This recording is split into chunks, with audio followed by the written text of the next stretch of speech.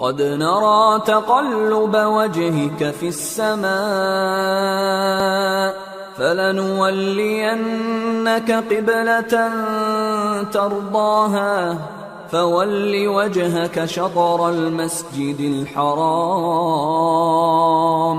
وحيث ما كنتم فولوا وجوهكم شطره وَإِنَّ الَّذِينَ أُوتُوا الْكِتَابَ لَيَعْلَمُونَ أَنَّهُ الْحَقُّ مِنْ رَبِّهِمْ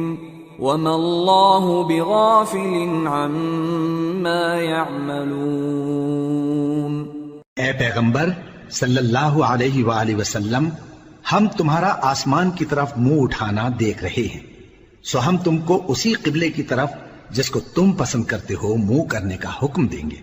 تو اپنا منہ مسجد حرام یعنی خانہ کعبہ کی طرف پھیر لو، اور تم لوگ